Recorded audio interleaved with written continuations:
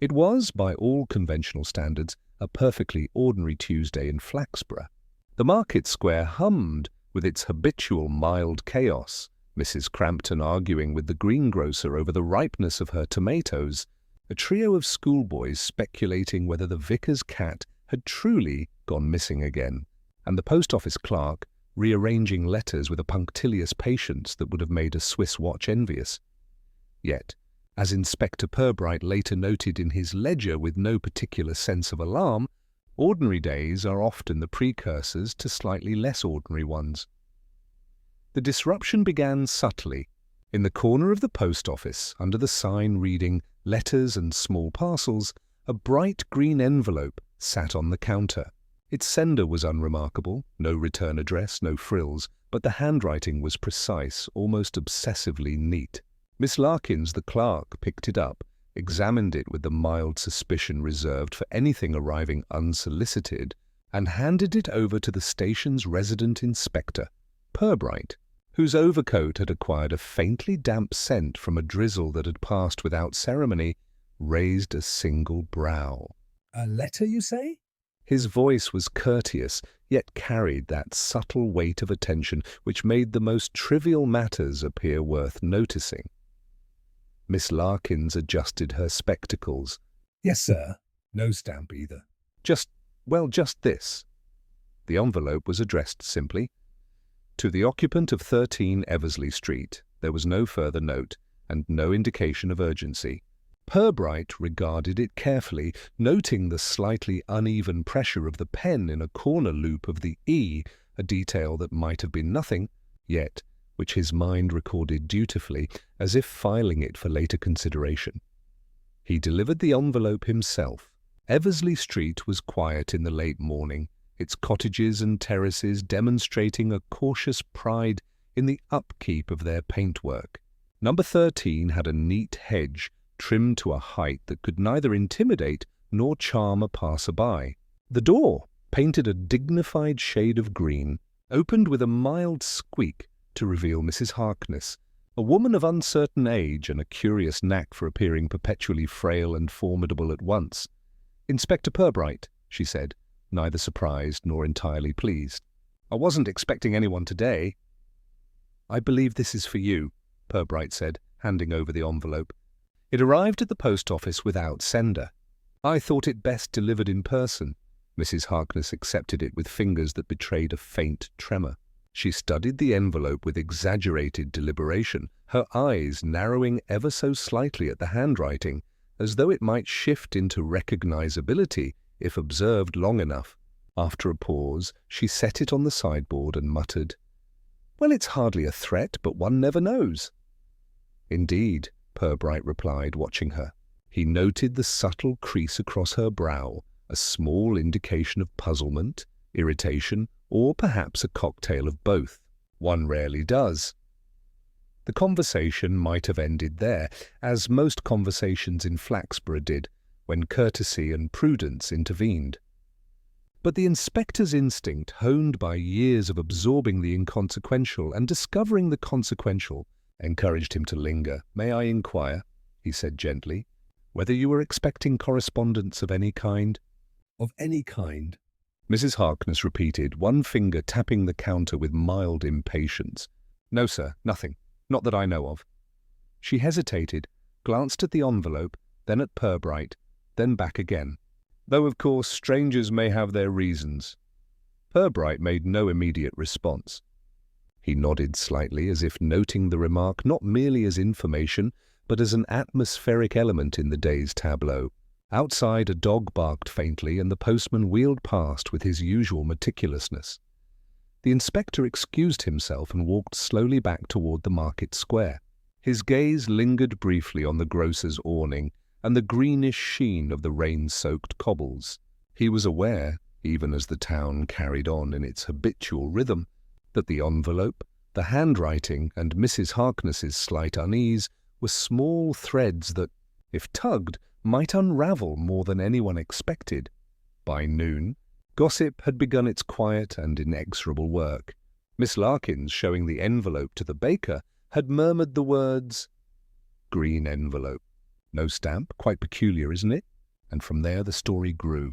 The baker told Mrs. Pettigrew, who added an air of scandal, and soon half of Flaxborough had an opinion on who had sent the mysterious postcard, and why it might involve the vicar, a forgotten inheritance, or a secret romance. Purbright, as always, remained a figure of polite detachment, nodding to each passer-by and noting in the margins of his day the subtle exaggerations that gossip naturally afforded. There was no rush. There was, as yet, no crime beyond curiosity.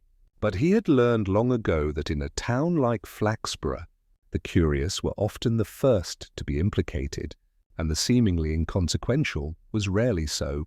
That evening, as the lamplighters began their slow ritual, Purbright returned to the station. He placed the envelope carefully in his drawer, making a mental note of the handwriting, the weight of the paper, and the angle at which Mrs. Harkness had lifted it. Tomorrow, or the day after, these small observations might reveal themselves to be the most telling clues of all, and in Flaxborough, that was often how the quietest disruptions began. A letter, a word, a glance, and the town would never look the same again. By mid-morning, the market square had become a theatre of whispered conjecture, its cast an assortment of habitual spectators and reluctant commentators. The green envelope, though still unexamined by the majority, had achieved a curious notoriety. Miss Larkins, with the discreet enthusiasm of one entrusted with a minor scandal, had shown it to Mr. Fletcher, the baker, who had in turn mentioned it to Mrs. Pettigrew, who never failed to dress even the smallest detail in the vivid garments of intrigue. By now, half of Flaxborough seemed to have a theory. Some alleged a clandestine romance, others hinted at blackmail, while a particularly inventive subset suggested a distant relative's overdue debt. Purbright walked slowly among the stalls, absorbing the murmurs without contributing. He noted the slight curl of Mrs. Pettigrew's lip as she spoke of the envelope, the faint hesitation in the butcher's recounting, and the uncharacteristic briskness with which the greengrocer waved a customer away to demonstrate a supposed indifference. Each fragment of conversation was recorded mentally, filed not by its plausibility, but by the human trait it revealed. He had long since learned that the truth in Flaxborough rarely arrived through direct declaration. It drifted, subtle as pollen, and settled on the unsuspecting. By 11 o'clock he encountered Mr. Tilling, the chemist, inspecting a small vial with unusual intensity. "Inspector, I hear tell there's some sort of correspondence causing quite a stir," Tilling began, lowering his voice so that a passing apprentice might believe they were discussing matters of grave import.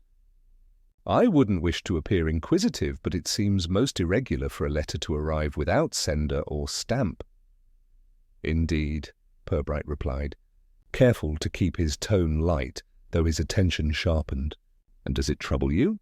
Tilling's expression revealed a subtle mixture of fear and fascination, the sort of reaction that spoke more to his character than to the envelope itself. Trouble, perhaps? One never knows what implications might follow. In a town like this, seemingly small matters tend to propagate. The inspector nodded and moved along, noticing how quickly the conversation spread. A casual comment could gain 10 embellishments before reaching a single street away. At Mrs. Harkness's house the hedges were immaculate, yet the slightest disturbance, a slightly misplaced garden gnome or a single leaf on the path, could attract scrutiny. Purbright allowed himself a small internal smile. Even the minutiae of order and display were part of the social calculus here. Lunch hour brought a change in tempo. The small railway buffet, seldom busy at midweek, now hosted a scattering of townspeople, eager to compare observations. There was Mrs. Crampton, who leaned toward Mr. Booth, the solicitor with a confidential tone, and Mr. Fairchild, the local schoolmaster, who contributed a theory involving misplaced inheritance documents. Purbright, seated near the corner of the room with a cup of tea that had grown lukewarm, listened as the human pattern unfolded around him. He noted who interrupted whom, the subtle shifts in seating, the glances that accompanied half-statements. It was during this interlude that Purbright first observed the trivial but odd detail that would later hold significance. A small blot of green ink on Mrs. Pettigrew's handkerchief, nearly invisible unless one was looking for such things. It was a detail she appeared to notice herself, brushing at it unconsciously, yet saying nothing. Purbright filed it quietly. The town might see it as an innocuous stain, but human habits, particularly those involving concealment, rarely were. By mid-afternoon the story had reached its subtle apex. Mrs. Harkness, whose own curiosity had been piqued, had spoken to a neighbour, confirming that she had indeed received something unexpected, though she declined to discuss content. The gossip spun further, weaving new layers of suspicion, with theories extending beyond the envelope's existence into imagined motives and potential accomplices. Purbright, observing from the periphery, noted the tendency of each storyteller to amplify minor unease into social commentary. As the day waned, Purbright returned to his office, walking along streets now tinged with evening light. Shops were closing, the baker's boy sweeping the threshold, the chemist's windows darkening. He reflected upon the behavior he had witnessed, the delicate exaggerations, the cautious confessions, the small signals embedded in gestures. Each added to a lattice of subtlety that promised to guide him toward the kernel of truth. He sat at his desk and, taking the envelope from its drawer, turned it over in his hands once more. The weight, the texture, the neatness of the handwriting, all mundane to an uninstructed observer, yet loaded with the quiet potential of revelation. Purbright smiled, a shadow of amusement crossing his face, as he noted how quickly the town's imagination had transformed an ordinary letter into a social event. By the time the lamplighters came down the main streets, casting pools of golden illumination on cobbled paths, the envelope had become the unspoken subject of every conversation, even as its content remained unknown. In Flaxborough, such events had a peculiar way of revealing character, not merely circumstance, and Purbright, patient and unobtrusive, intended to see precisely how the truth would emerge. The night air was crisp and still, carrying with it the faint smells of coal smoke and damp hedges. From his office window, Purbright watched a figure, Mrs. Harkness perhaps, cross Eversley Street with careful, deliberate steps. He made a note to speak with her again soon, not to press, but to allow her to speak in her own measured way. Small details, quiet observations, and unhurried attention. The pattern was forming. Tomorrow, he thought, would be revealing in ways neither the town nor the gossipers could anticipate. By the following morning, Flaxborough had settled into the peculiar rhythm of collective speculation. The green envelope had not yet been opened, but that did little to diminish its significance in the town's imagination. Conversation lingered in doorways, on garden walls, and along the narrow aisles of the market stalls. It was an invisible current, moving through the town as inexorably as the River Wissey, shaping perceptions more than reality. Purbright arrived at the station just as the first post deliveries were being sorted, noting the understated tension among the clerks. Miss Larkins, who had grown unusually animated over the previous 24 hours, handed him a small pile of letters before clearing her throat. "Inspector, there's been a remark, well, several actually, about the envelope. I thought it worth your attention." He took the correspondence and leafed through it with measured attention, noting that several letters mentioned the Harkness household, though with no hint of the envelope's contents. The handwriting was conventional, the messages benign, yet the insistence with which the envelope's arrival had been noted by multiple correspondents intrigued him. It was, he reflected, the ordinary masking something subtly unusual. His first call of the day was to Mr. Percival, the retired solicitor who lived across the street from Mrs. Harkness. Percival, a man whose neatness of dress was rivaled only by the rigidity of his moral compass, answered the door with a slight frown. "Inspector, to what do I owe the pleasure?" he asked, one hand still clutching a half-empty cup of tea as though it were a shield against unwelcome intrusion. Purbright inclined his head politely. "Good morning, Mr. Percival. I wondered if you might have noticed anything unusual at your neighbour's house recently. Even small details may be of interest." Percival considered this, tapping the edge of his cup. Unusual? "I suppose it depends on your definition. There have been letters, certainly, but who in Flaxborough doesn't receive correspondence? I noticed Mrs. Harkness stepping out rather carefully yesterday, which is unlike her. But then she's rather fastidious." "That fastidiousness," Purbright said mildly, "might in itself be informative." Percival tilted his head, as if weighing the observation. "Well, I suppose, and I did overhear the vicar mention, though perhaps not entirely relevant, that a parcel had arrived, green in colour. But surely a letter isn't a matter for the police, is it?" "Sometimes, Mr. Percival," Purbright said softly. A letter is the first note in a symphony. He departed, Leaving Percival blinking in mild puzzlement, and made his way to the chemist, Mr. Tilling. There, as he had anticipated, the discussion of the green envelope was already underway among several of the shop's regular patrons. Tilling, eager for any opportunity to display his discernment, recounted the previous day's rumours with exaggerated solemnity, emphasizing the absence of a return address. "It is most irregular," Tilling concluded, lowering his voice. "One wonders whether there are motives beyond the ordinary." Purbright listened, nodding, while noticing the subtle gestures of those nearby, hands fidgeting with coat buttons, eyes darting toward the window, and a lingering glance toward the Harkness residence suggested concern more than curiosity. None of it, however, indicated guilt. The town was merely projecting apprehension onto an object as unremarkable as an envelope. By noon, he had arrived at the Harkness house itself, where Mrs. Harkness greeted him with her usual composure, though her eyes betrayed a flicker of unease. "Inspector, I trust this is nothing serious," she said. "I hope so," Purbright replied, carefully observing her tone and manner. "May I ask whether you have received any further correspondence today?" She shook her head. "Nothing beyond yesterday's envelope. Though I confess the town's attention has been rather disconcerting. I am not accustomed to having one's private affairs discussed in public." He made a polite note of her wording, recognizing the subtle difference between genuine concern and calculated emphasis. Then, almost casually, he added, "And have you spoken to anyone about it?"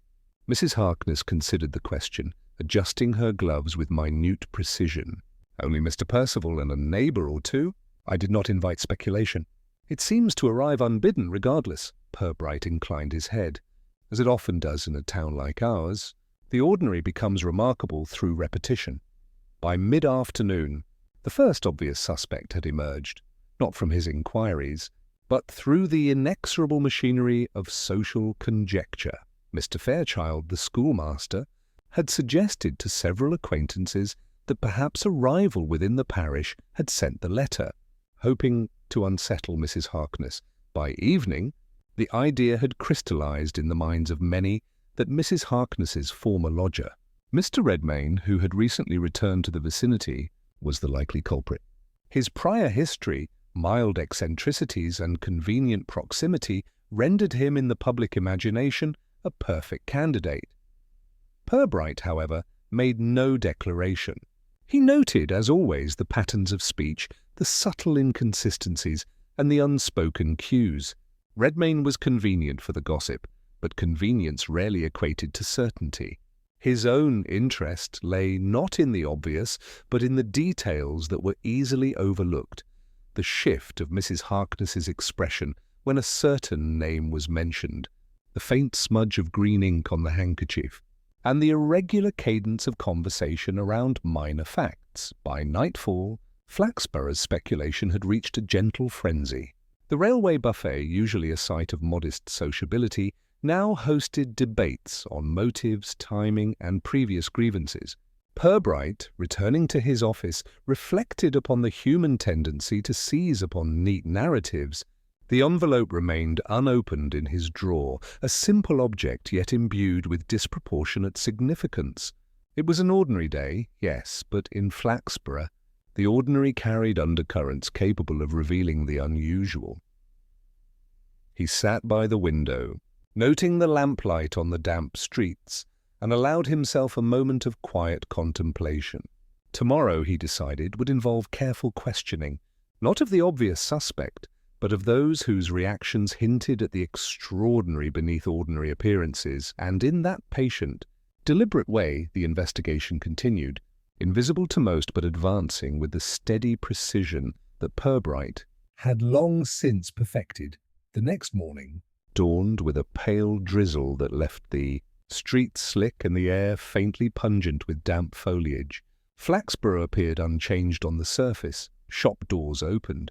The vicar's cat prowled under the hedge, and Mrs. Crampton was already murmuring complaints about the freshness of the market vegetables.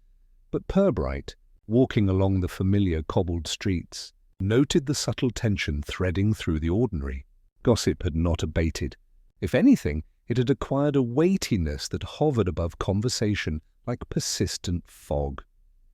The envelope remained unopened in Mrs. Harkness's possession, yet the town had decided its narrative regardless. Mr. Redmayne, the former lodger, was now universally presumed to be the instigator. It suited the town's appetite for tidy conclusions. A man of eccentric habits conveniently returned to Flaxborough, and with a prior history of minor disagreements. Purbright, however, understood the danger of convenience. The tidy solution rarely concealed the truth. It was at the railway buffet where he had settled with a small notebook and a cup of coffee that he noticed the first detail that would later seem deceptively trivial. Across the room, Mrs. Pettigrew, ever alert to gossip, dabbed at her handkerchief with the faintest agitation. There, almost imperceptible, was a smudge of green ink. The kind of mark one might attribute to nothing at all, yet in Purbright's experience, nothing at all often contained everything. He observed the precise manner in which she touched it, once, twice, then left it alone, as if aware of its potential implications but unwilling to acknowledge them. He allowed the observation to sink in without comment. Not every peculiarity demanded immediate action. Often it was the patient accumulation of minor details that revealed patterns otherwise invisible. Yet, even so, he noted, it was remarkable how such a tiny stain could betray more than 1,000 words. On leaving the buffet, he called on Mr. Tilling, the chemist, under the pretext of inquiring about general health matters, but intending also to observe interactions. Tilling, whose enthusiasm for conjecture was barely concealed, greeted him with the morning's gossip already prepared. "Inspector, it seems most people are convinced Mr. Redmayne is behind the letter," he said, hands folded on the counter.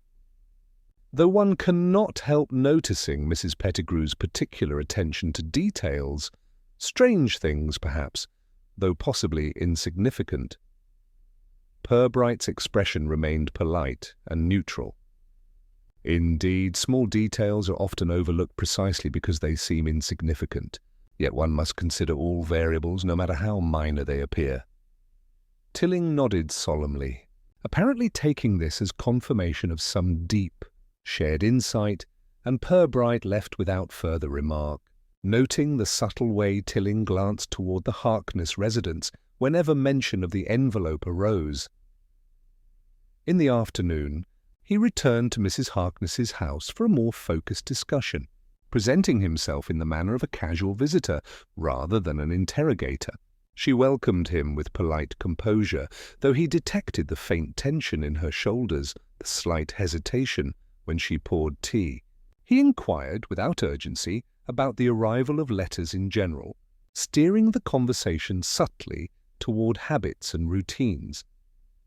It was while she reached for the sugar bowl that he noticed a minute crease on the counter near the envelope, an impression left perhaps by some object, a pen or a paperweight that had been moved in haste. It was in isolation unremarkable, yet combined with other subtleties, the green smudge on Mrs. Pettigrew's handkerchief, the absent-minded glances, and the town's eagerness to assign guilt, Purbright filed it carefully in his mental ledger. Patterns, he knew, were often revealed not by grand gestures, but by the accumulation of what appeared inconsequential. Later, as evening approached and the light waned, he returned to the station.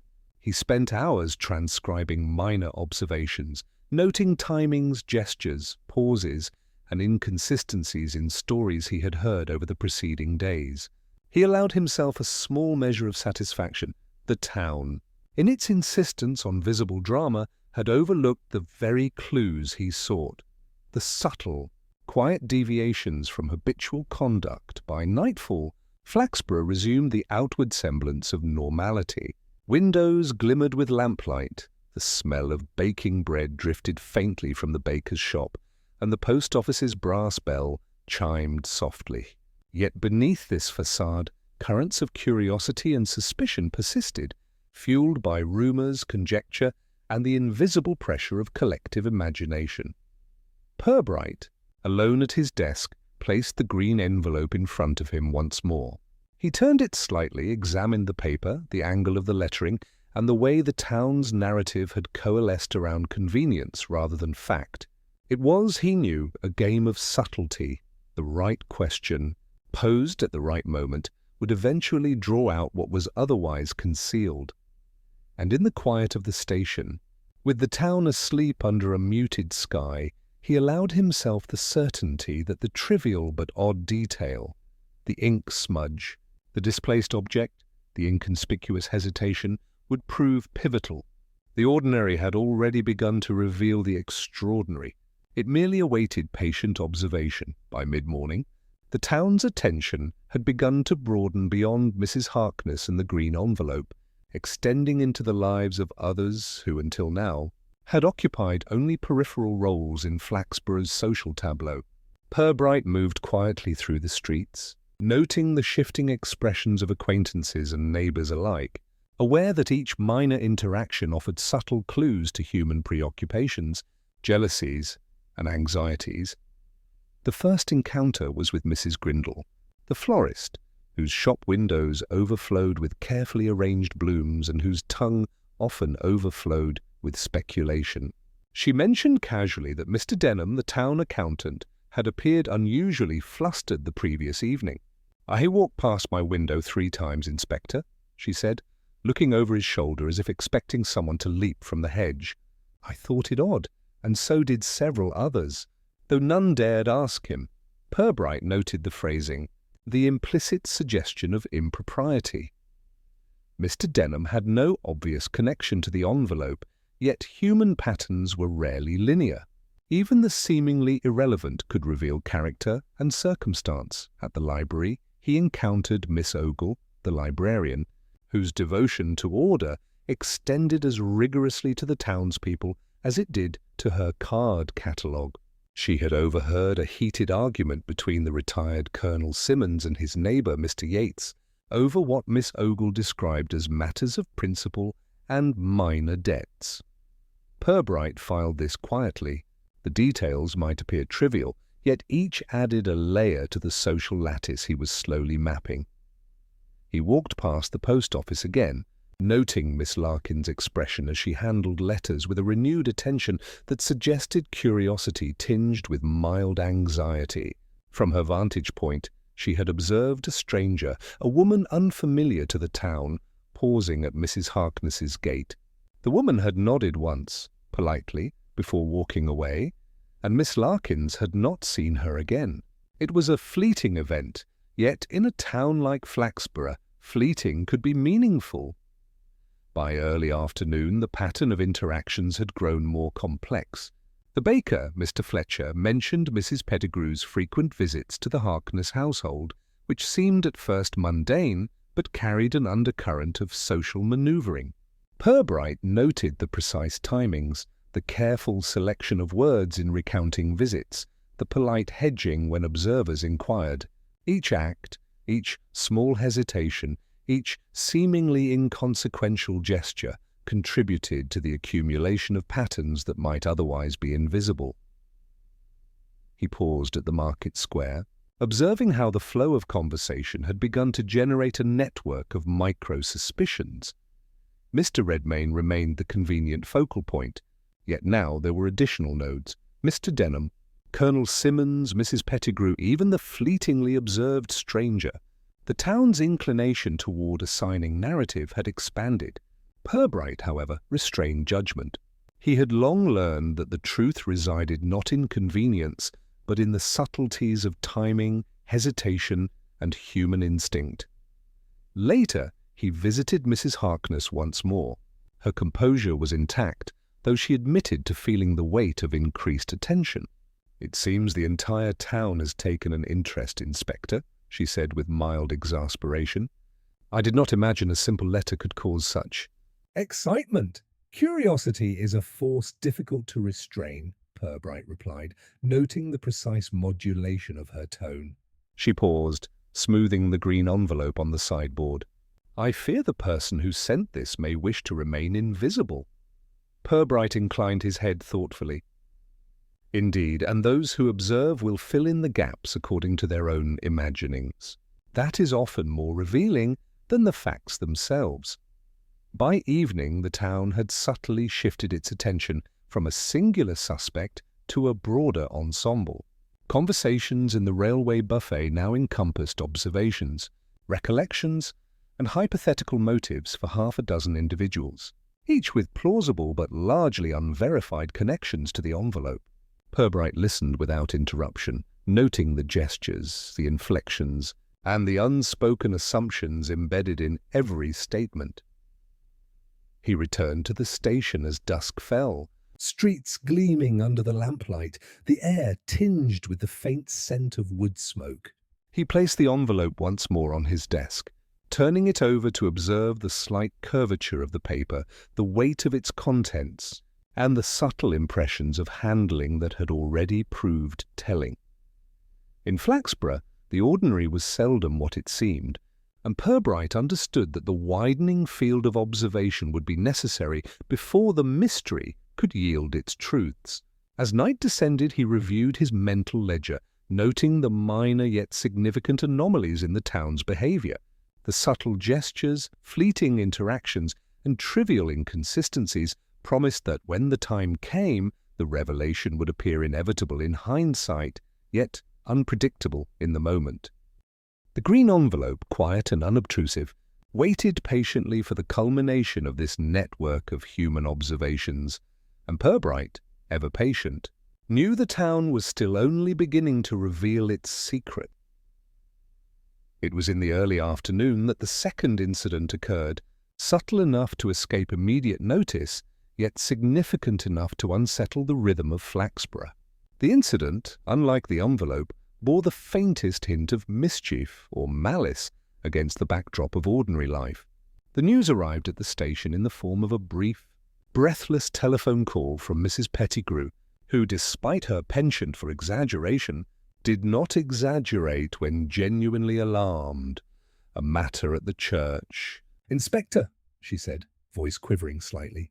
"I thought it best you come immediately." Purbright donned his overcoat with deliberate slowness, noting the familiar sensation of anticipation mingled with routine. The church stood at the edge of the square, a solid, sober edifice whose shadows stretched long beneath the pale autumn sun. The door, usually locked until evening, had been left ajar, and inside, a faint disturbance of papers and hymnals suggested that someone had moved with intent. Mrs. Pettigrew met him at the threshold, clutching her handbag as though it might confer courage. "Inspector, it is Mr. Redmayne," she said, lowering her voice. "He was here this morning, I believe, but no one knows why. The vicar says the hymn books have been shuffled, some even on the floor." Purbright stepped inside, observing quietly.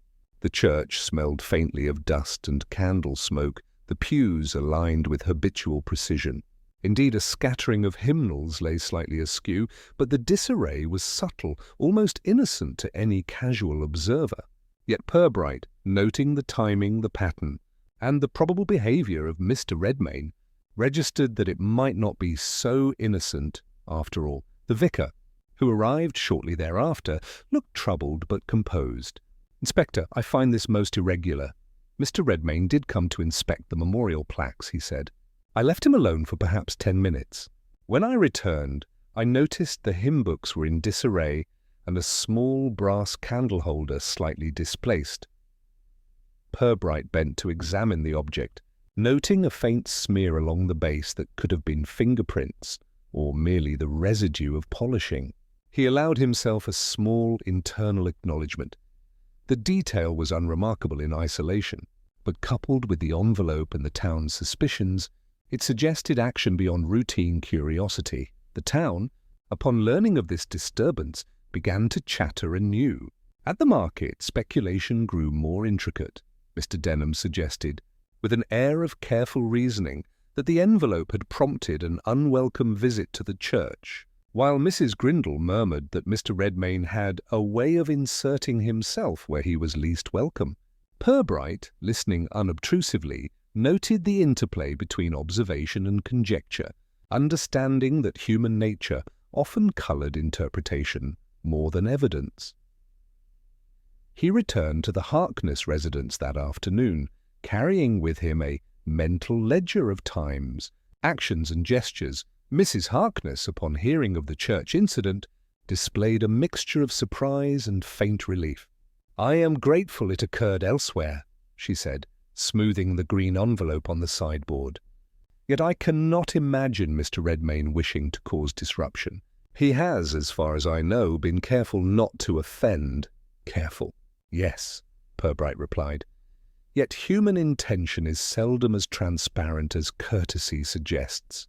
He paused, allowing the remark to settle before adding lightly, "Sometimes the subtle movements of ordinary objects speak more than words." By evening, the railway buffet had become a theatre of second-hand accounts.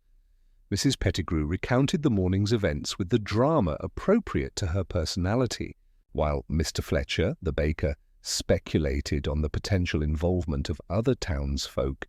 Purbright observed the shifting network of theories, noting which suggestions repeated, which hesitated, and which were contradicted almost immediately by competing voices. The envelope, still unopened, had become a shadow around which behaviour now orbited. Returning to his office, Purbright placed the envelope beside the small brass candle holder he had examined earlier, reflecting on the accumulation of minor anomalies. The disruption at the church, though modest, introduced a new dimension: movement and presence rather than passive curiosity. It was an escalation, not in overt conflict, but in the demonstration of human agency. The town, as Purbright understood, would now face the challenge of reconciling the ordinary with the peculiar. Minor as it seemed, the church incident revealed that curiosity could lead to action, and that action, however subtle, could expose motivations previously hidden. By nightfall, he sat at his desk, the window overlooking the quiet streets where lamplights cast gentle pools of gold. Patterns were becoming discernible, gestures, hesitations, misplaced objects, and the improbable coincidences that only patience could reconcile. The green envelope lay at the centre of his observations, yet the disturbance at the church had complicated assumptions, shifting the focus from a single convenient suspect to a broader spectrum of human behaviour. In Flaxborough, as always, the ordinary persisted, unyielding in appearance, while the subtle intricacies of action, attention, and intent prepared to reveal the extraordinary. And Purbright, as ever, waited, patient and observant, knowing that each event, however trivial it seemed, might be the key to understanding the truth. That evening, Purbright sat alone at his desk, the station quiet except for the faint ticking of the clock and the occasional shuffle of papers.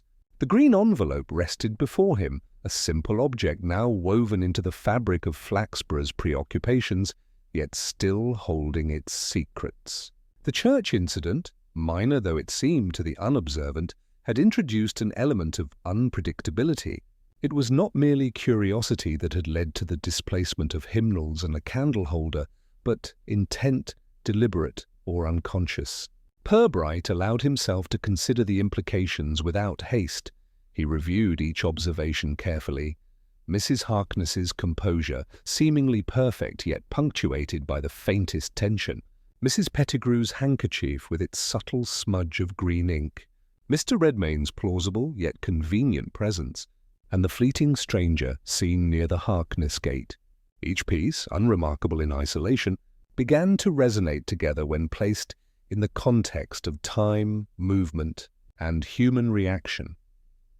Purbright considered the psychology of Flaxborough itself, the town's peculiar mechanisms for gossip and reputation management.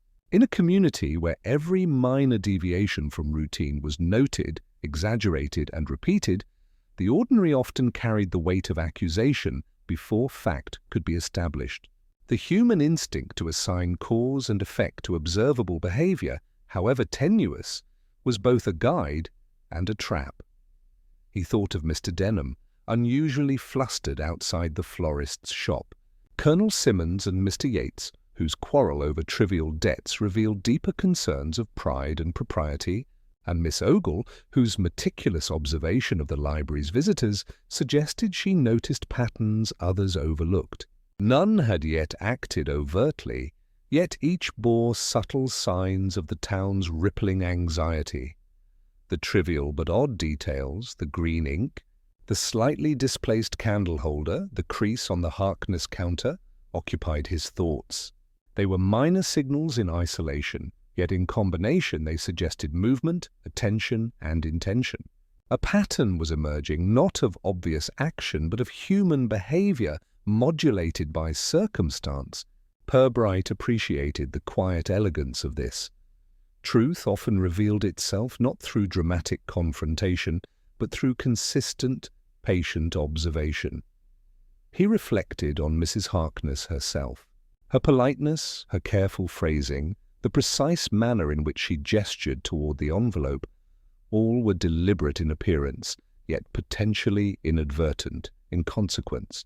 It was impossible to ascertain at this stage whether she knew more than she revealed, or whether her behavior was shaped purely by habit and propriety.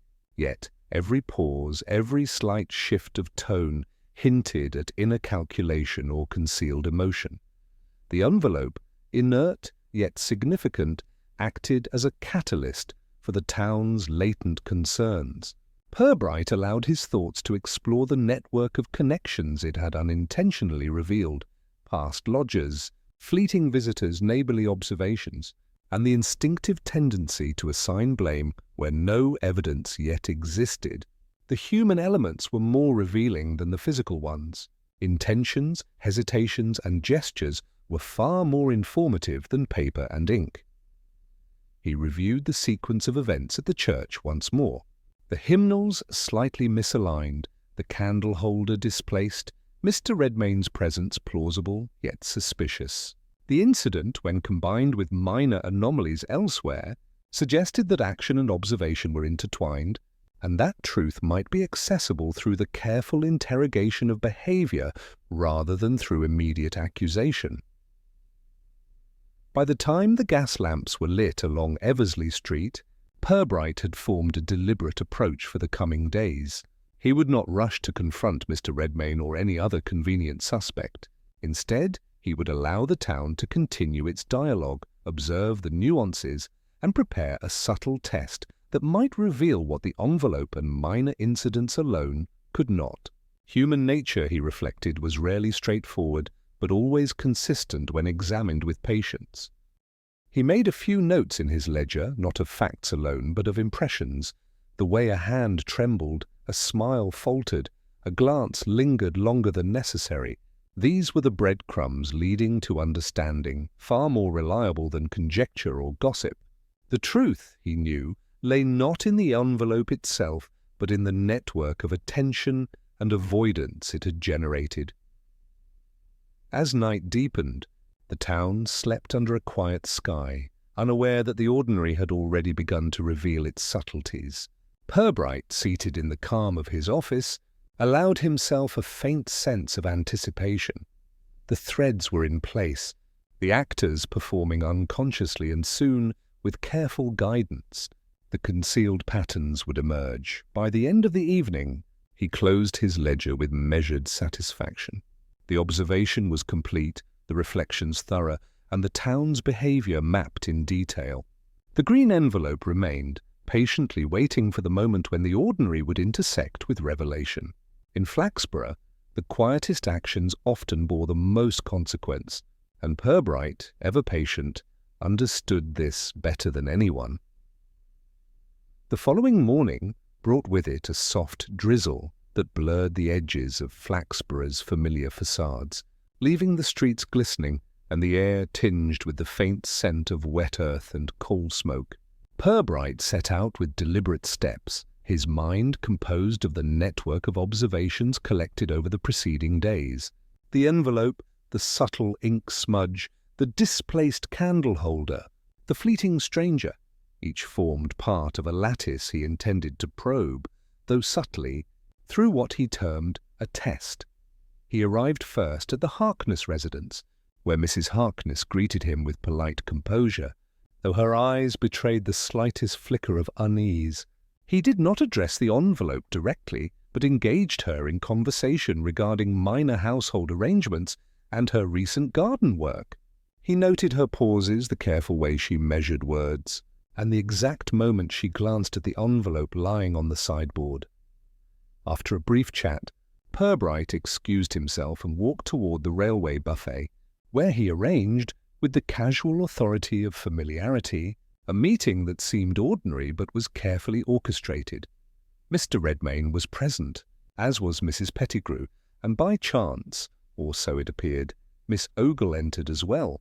Purbright ordered tea, remarking on the weather, the small disarray of the menu board, and the neatness of the tablecloths, all mundane topics.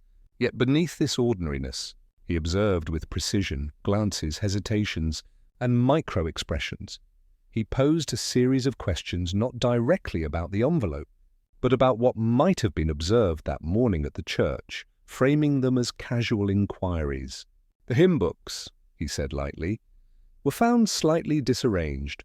Perhaps someone merely passed through in haste. It's remarkable how quickly small disruptions can be noticed. He allowed the statement to hang.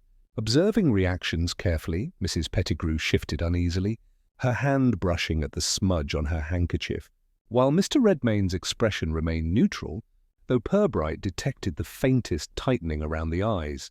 Miss Ogle's attention seemed to sharpen, as though she were recalibrating the facts of the morning against a new perspective. Each reaction, though superficially ordinary, contributed to the silent dialogue that Purbright conducted through observation alone. After allowing sufficient time for these subtle exchanges, he introduced a seemingly unrelated topic, a hypothetical visitor, anonymous, leaving a small but peculiar note for someone in town. The phrasing was casual, the tone neutral, yet it was designed to provoke an instinctive response rather than a considered reply. Mr. Redmayne's hands tightened imperceptibly around his teacup, and Mrs. Pettigrew's smile faltered for a fraction of a second.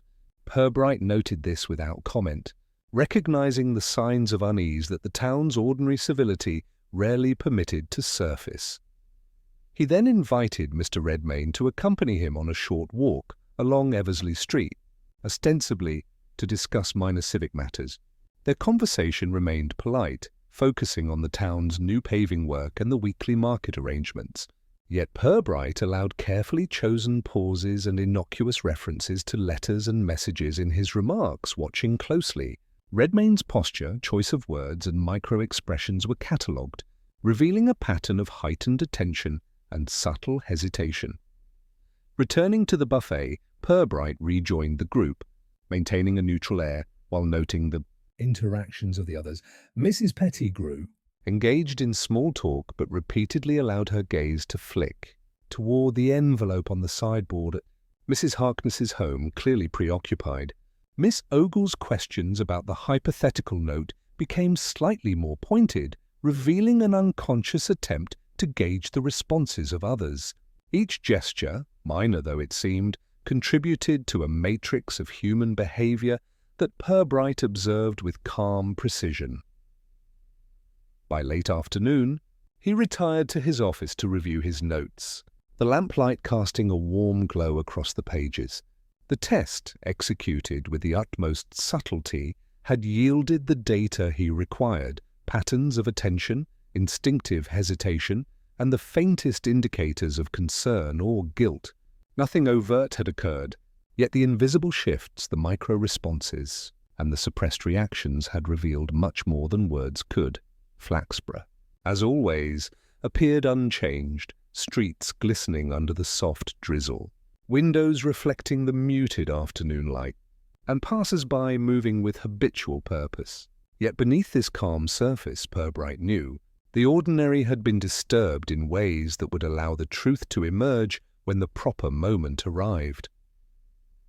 He concluded the day with a sense of quiet satisfaction, confident that patience, observation, and the judicious use of subtle suggestion would soon clarify the network of human behavior, revealing the individual whose intentions had remained concealed.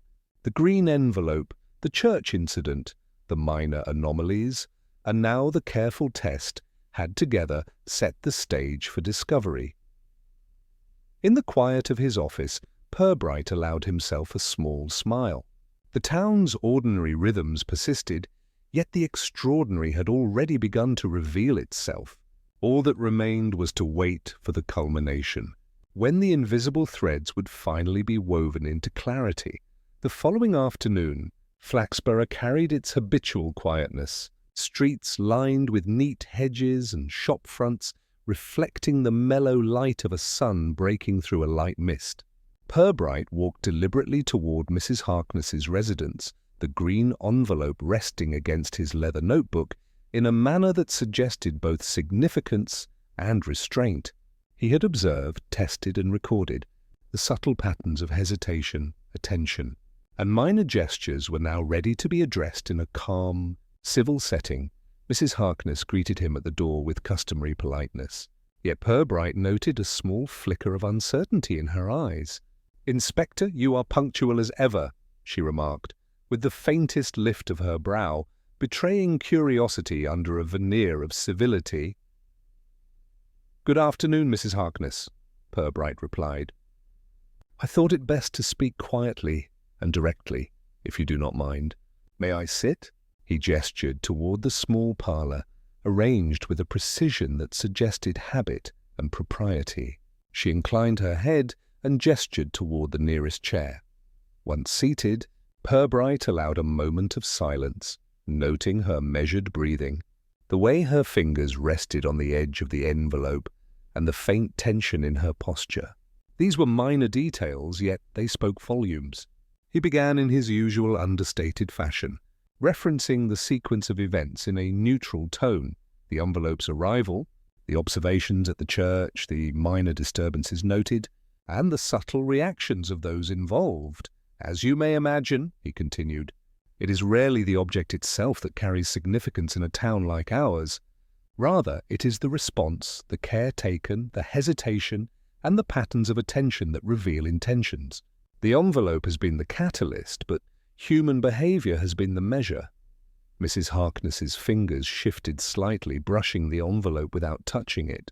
"I cannot imagine what significance this has beyond." "Curiosity," she said, the word carefully measured. "I received it, yes, but I have not acted upon it.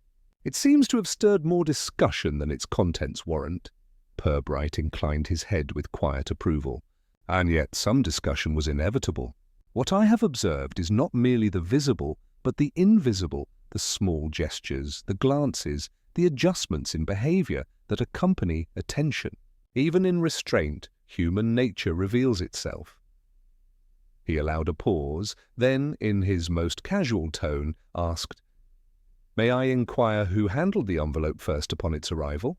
Mrs. Harkness hesitated, then admitted, "I believe Mrs. Pettigrew may have seen it briefly when delivering a note of her own." "I did not ask her." "It was a passing glance. I intended to open it later, but the circumstances, well, the town's curiosity, intervened." Purbright's gaze remained steady, not accusatory, merely attentive. "And did anyone else appear interested at that moment?" She glanced at the envelope again. "Perhaps Mr. Redmayne, when he passed by, though he did not speak of it. I thought him polite, but I cannot be certain of his thoughts." "Politeness is not always the measure of intention," Purbright said softly. He reached for the envelope and placed it on the table between them, observing her reaction. She did not flinch, yet the slight pause before she moved her hand indicated recognition of its import. "Inspector," she said, "I have tried to maintain propriety. I did not wish to involve anyone unnecessarily." "The attention it has attracted is—" "Inconvenient," Purbright nodded, allowing the observation to register. "And yet, it has illuminated something essential. Even the most ordinary actions can reveal character if observed with care.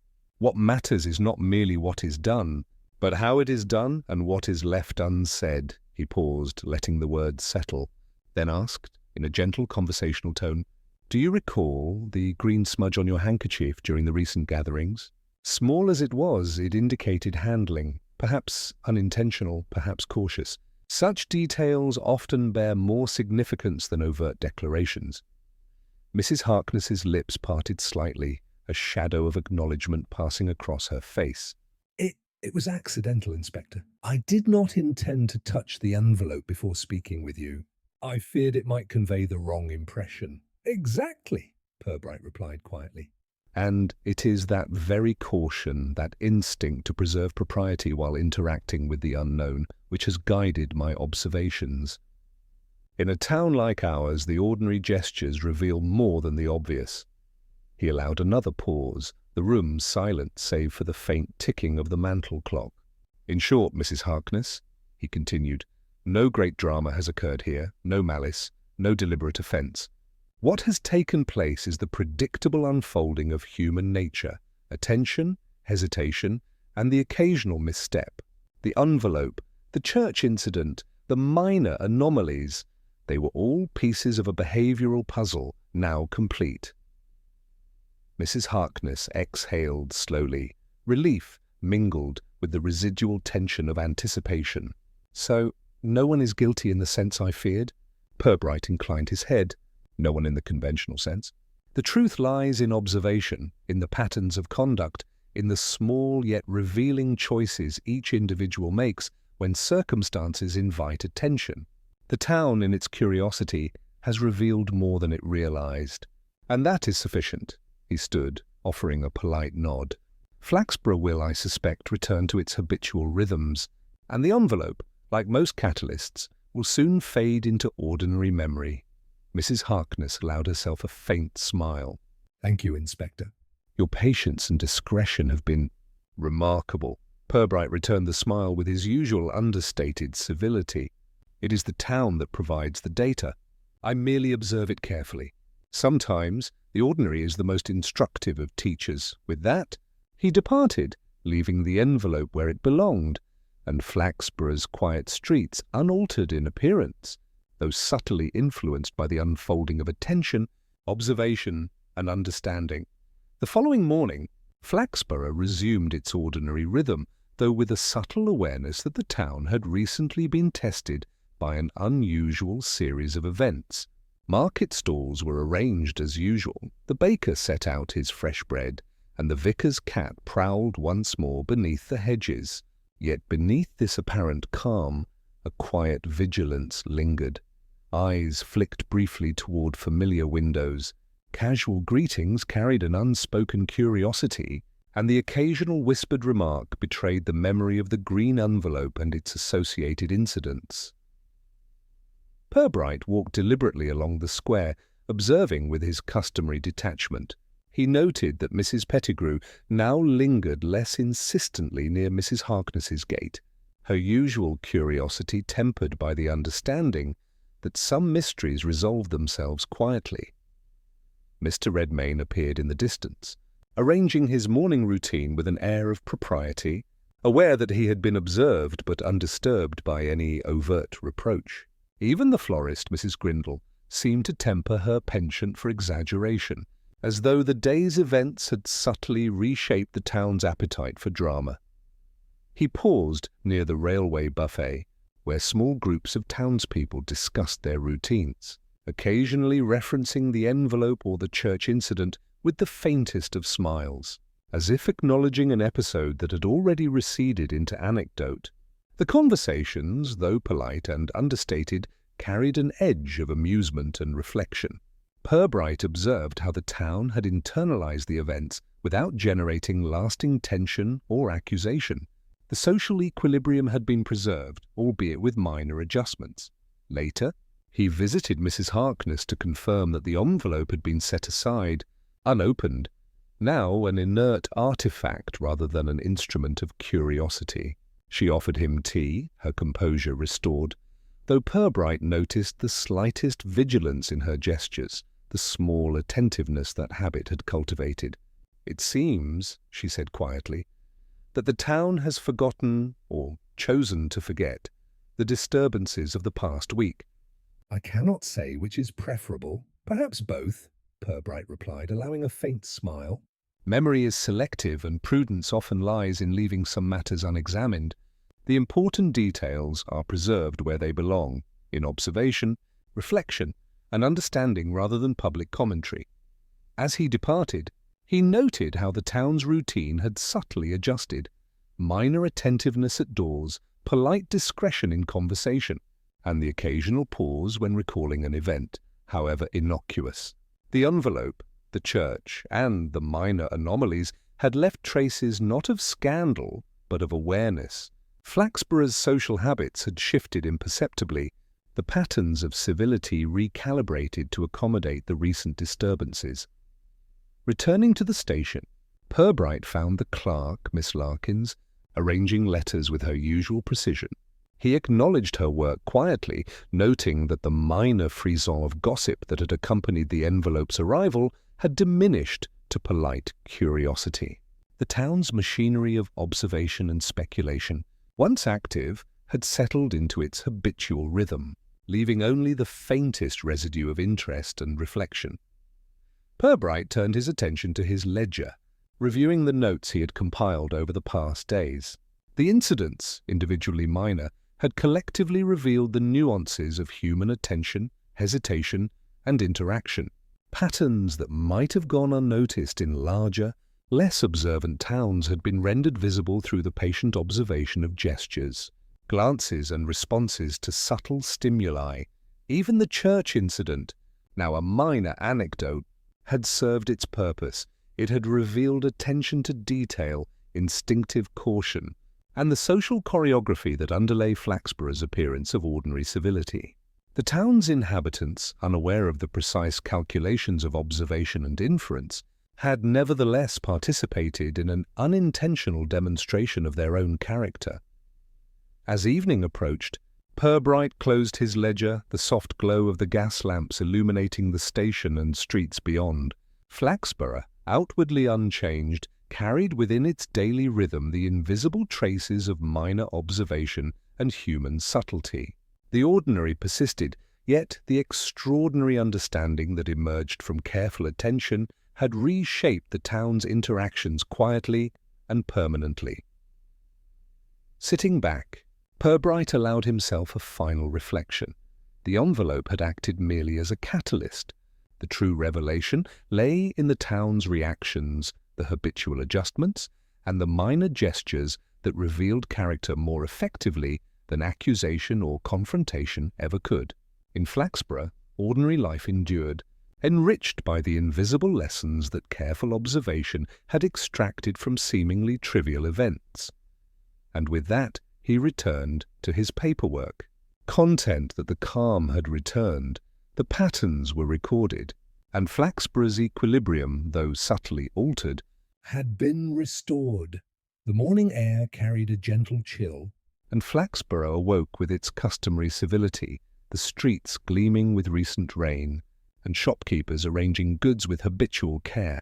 Purbright walked slowly through the square, noting the familiar movements of townspeople, glances exchanged, greetings offered, the subtle rhythms of attention that underlay civility. It was, in every outward respect, ordinary. Yet he knew the truth of the past days had quietly shifted the balance of awareness, and that small gestures and restrained behavior now carried the imprint of observation. He called first on Mrs. Harkness, whose calm composure remained intact, though her fingers occasionally brushed the green envelope lying untouched upon the sideboard. "Inspector," she said, a faint lift of curiosity in her voice. "Have you come to declare what has been plainly understood by the town?" Purbright smiled faintly, choosing his words with deliberate care. "Mrs. Harkness, what has been understood by the town is often only a shadow of the full truth. The envelope, the church incident, and the minor anomalies have all revealed human responses, not merely objects or events. What is crucial is understanding the patterns rather than assigning blame." She inclined her head, observing him closely. "And yet someone handled it." "Yes," Purbright replied softly. "And their intentions were neither malign nor reckless. Human curiosity, caution, and propriety shaped the interactions. Mrs. Pettigrew, Mr. Redmayne, even the fleeting stranger observed from afar, all participated unwittingly in a demonstration of human behavior that required patience to interpret." He gestured toward the envelope, now inert, yet charged with the story of the preceding week.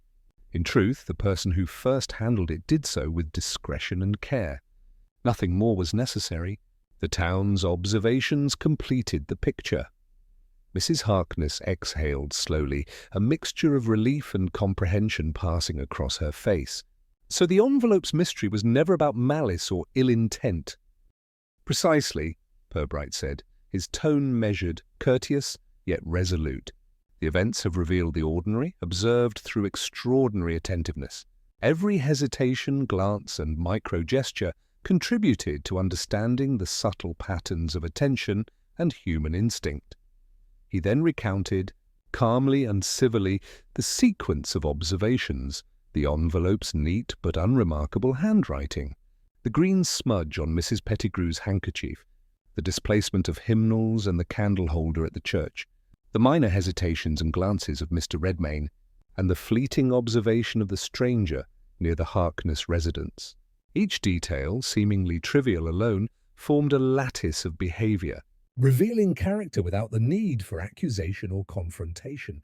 And so," Purbright continued, "the mystery resolves not in the assignment of guilt, but in the understanding of attention, propriety, and social instinct. The ordinary has spoken, and the observations have provided the answer." Mrs. Harkness allowed herself a faint smile. "It seems the envelope was more instructive than I imagined." "Indeed," Purbright replied, standing with polite deliberation. "Objects themselves are rarely instructive. It is the responses they provoke, the choices people make, and the subtleties of hesitation and observation that reveal meaning. Flaxborough has demonstrated this perfectly." He lingered for a moment, watching her carefully return the envelope to its drawer, placing it with care, as though acknowledging its role without imbuing it with unnecessary significance. "The town," he added, "will resume its routines, altered subtly in awareness, though outwardly unchanged.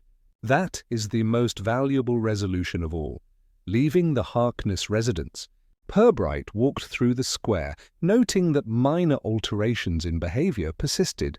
A softer glance here, a brief pause there, but nothing disruptive. The town had internalized the events without rancor, gossiping politely, and continuing its routines. Each subtle change was a testament to observation rather than intrusion, to propriety rather than curiosity unrestrained. Returning to the station, he found Miss Larkins at her desk, letters arranged meticulously as always. He acknowledged her work quietly, knowing that the ordinary, when observed carefully, often revealed more than the extraordinary. The envelope lay in its place, a quiet witness to the week's events, now stripped of significance except for the lessons it had imparted. Purbright settled at his desk, the lamplight casting a warm glow over his ledger. He reflected on the human nature he had observed, the careful attention, the small hesitations, the unspoken communication that carried far more meaning than words or overt action. Flaxborough had performed admirably, demonstrating that ordinary behavior under scrutiny revealed truths more subtle and instructive than any dramatic revelation could. As evening approached, the town's streets shimmered with lamplight, and a faint mist rose from the cobbles. Purbright, satisfied with the subtle resolution, returned to paperwork, the calm restored. The envelope, the church incident, and the minor anomalies had served their purpose. The quiet demonstration of human character and observation was complete, and the ordinary had spoken in ways the extraordinary could not. Flaxborough, now outwardly unchanged, carried within it the invisible lessons of patience, attention, and subtlety, proof that even in the most mundane circumstances, truth could be discerned through careful, deliberate observation. The town, the objects, and the people had conspired quietly, revealing more than any overt crime ever could, and Purbright, as always, had observed, recorded, and understood